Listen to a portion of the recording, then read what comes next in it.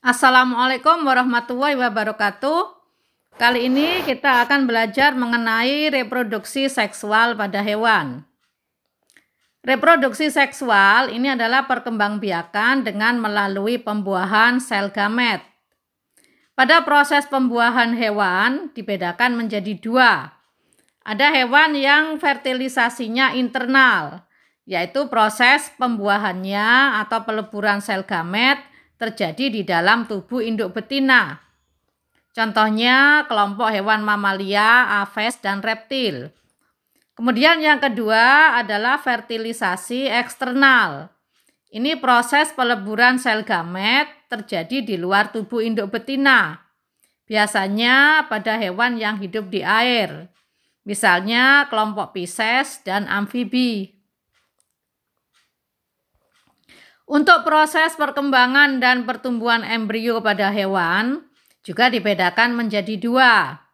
Ada hewan yang perkembangan embrionya terjadi di dalam tubuh induk betina. Misalnya pada kelompok hewan mamalia. Kemudian ada perkembangan embrio terjadi di luar tubuh induknya. Ini contohnya pada kelompok Pisces, aves, dan amfibi. Pada reproduksi hewan dikelompokkan menjadi hewan vivipar atau hewan yang melahirkan. Ini proses pertumbuhan embrionya terjadi di dalam tubuh induk betina. Kemudian calon individu baru mendapat nutrisi dari induk melalui plasenta. Contohnya pada hewan mamalia.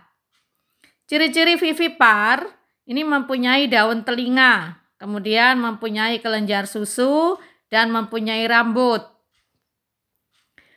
Hewan ovipar atau hewan yang bertelur, ini proses pertumbuhan embrionya terjadi di luar tubuh induknya. Di dalam telur kalau kelompok aves, kemudian pada lingkungannya yaitu di air apabila ikan dan katak. Ciri-ciri hewan ovipar tidak berdaun telinga dan tidak memiliki kelenjar susu. Untuk hewan ovipar yang embrionya berkembang di dalam telur, maka semua kebutuhan calon individu baru dipenuhi dari telur. Sehingga pada telur itu terdapat bagian-bagian yang berfungsi untuk memenuhi semua kebutuhan embrio. Yang pertama ada cangkang telur atau kulit telur, ini berfungsi sebagai pelindung. Kemudian yang kedua ada membran atau selaput, ini juga sebagai pelindung dan untuk pelapis dari cangkang. Kemudian yang ketiga ada rongga udara sebagai persediaan oksigen. Yang nomor 4 ini ada keping lembaga atau germinal, merupakan calon individu baru atau sigot. Sedangkan yang ditunjuk oleh nomor 5, ini kalaza atau tali kuning telur.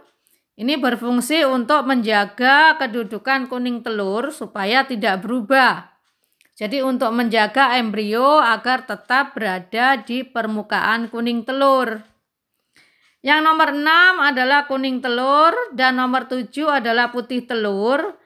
Keduanya untuk sebagai pemenuhan kebutuhan makanan. Selain putih telur itu juga berfungsi untuk melindungi embrio dari goncangan.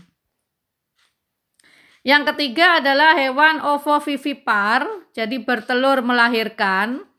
Ini hewan yang menghasilkan telur dan embrionya berkembang di dalam telur itu, tetapi tidak dikeluarkan dari dalam tubuh induknya. Jadi embrio tetap tumbuh di dalam telur, sedangkan telurnya tetap berada di dalam tubuh induk. Ketika menetas keluar dari tubuh induknya sehingga seperti melahirkan.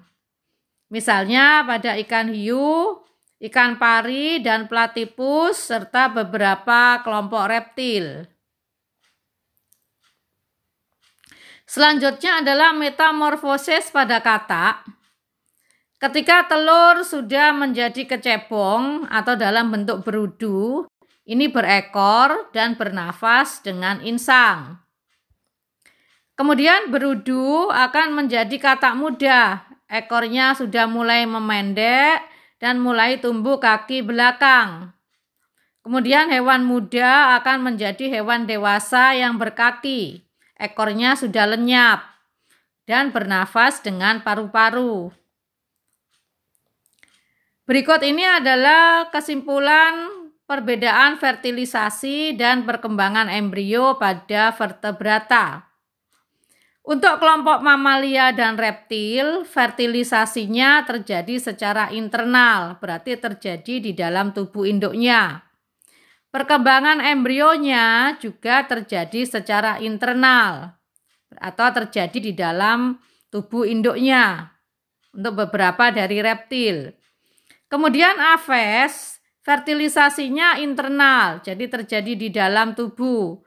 Sedangkan perkembangan embrionya ini terjadi secara eksternal, jadi di luar tubuh induknya, yaitu di dalam telur. Untuk kelompok amfibi dan Pisces, fertilisasi dan perkembangan embrionya sama-sama terjadi di luar tubuh induknya atau secara eksternal, jadi di dalam lingkungannya, yaitu di air. Yang terakhir adalah teknologi perkembangan pada hewan. Ini merupakan upaya manusia untuk meningkatkan produksi dan perbaikan kualitas hewan ternak.